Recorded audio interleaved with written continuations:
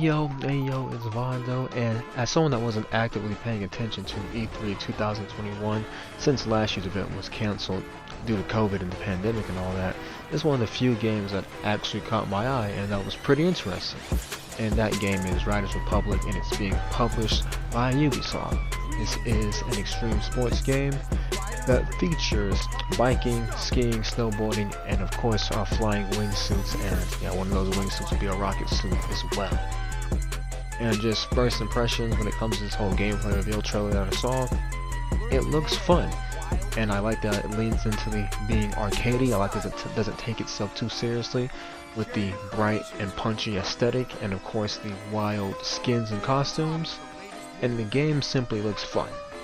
Now, something that I wasn't aware of was this game was actually revealed last year in September, and it got delayed, again due to the pandemic and all that. And it's now slated to come out this year, September 2nd.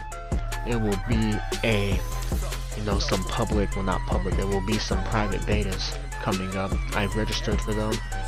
Haven't got anything back yet when it came to my email. But hopefully I get into one of these betas. I'm able to play the game, and I'm able to see if it's actually fun. But it looks really fun, it looks really good. But I do have some concerns about this game, and they really just tie into content, how this content's going to be monetized, because there is a lot of stuff they can sell you with in this game when it comes to cosmetics and skins. When it comes to your character in general, you got gloves, pants, helmets, full body suit costumes. There's a lot of stuff they can sell you with. And then when it comes to the actual equipment, like the gear, the bikes, the skis, there's so much they can do with that, and we don't know how in-depth the customization is going to be, whether or not parts are going to affect performance and all that. I'm going to assume it will, and yeah, there's a lot of stuff they could sell. They're already planning for a battle pass or a season pass, whatever it is, because they have a year one pass. We look at the details for the game online, and there's going to be a lot of microtransactions and DLC expansion packs, so I'm really worried about this game's monetization. I mean, the only good thing is this game is going to be coming out at $60, unlike most next-gen games or games coming out on next-gen. They will be coming out at $70. But yeah, this is one reason why you shouldn't be, cheering and defending $70 games, because guess what? They're still gonna, put all the microtransactions, all the DLC, all the skins in them, and you shouldn't be paying the extra $10 for that, because they're gonna make the game $10 more expensive, and they shouldn't have that stuff in at all. I don't want to hear about development costs going up, because the profits have gone up as well. But let me get off that tangent. Another concern I have with this game when it comes to actual gameplay and performance. Well, one is going to be there's a lot of bodies and moving parts on the screen at once, because they're going to be having mass races that have up to upwards to 50 to 60 players, and the frame rate can get very funky with that many players moving parts on the screen at one time. So I am worried about that. That's a legitimate concern. The other one I have is going to be the physics and the controls, because I played Steep. Steep is a fun game, and I really enjoyed it, but the physics are really wonky, and the controls are not the most responsive or tight, and that's due to them not having some customization accessibility when it comes to changing your settings and changing sensitivities and all that. And I just don't feel like they were the most responsive or in tune controls all the time when playing that game. So I really hope they tighten up the physics, really hope they tighten up the controls. But that game was fun as well.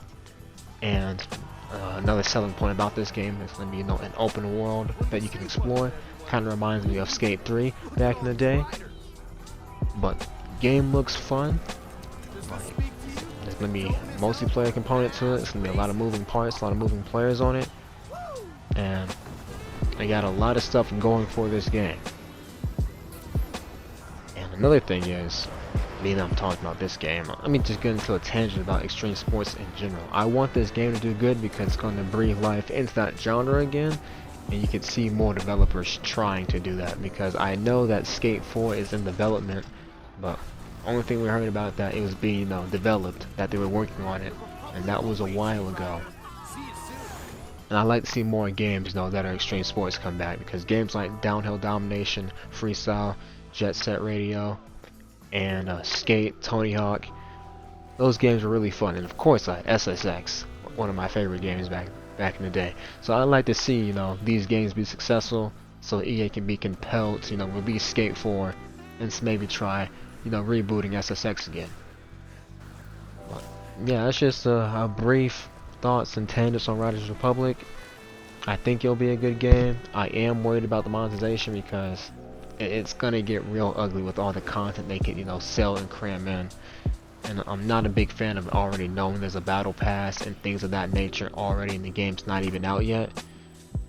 But it's whatever. You could say at least that being transparent, and that's really all I got to say about that. But game looks fun. Features BMX. It features skiing, snowboarding, wingsuits. We just gotta wait and see. And if this game does really well, it breathes life back into the extreme sports genre, and maybe that can have a ripple effect of other games coming out from this genre.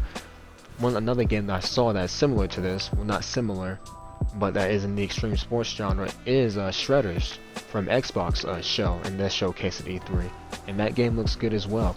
Unfortunately, it's going to be a time exclusive. That's what the language is when the way they're talking about the game. They're like, it's first on Xbox and Game Pass, so it's implied it's going to be a time exclusive. I'm gonna guess it's gonna be in that ballpark of 3 to 6 months, but that game looks really good as well. If you really want to focus in on just the snowboarding aspect, I'd recommend you look at Shredders more, and that game is slated to release later in December. Well, it's not confirmed, but that's the developers saying they have a good feeling about that. But that's all I got. Looking forward to this game, looking forward to Shredders even though I don't have an Xbox. With that out the way, ladies and gentlemen, y'all stay safe, and I'm out.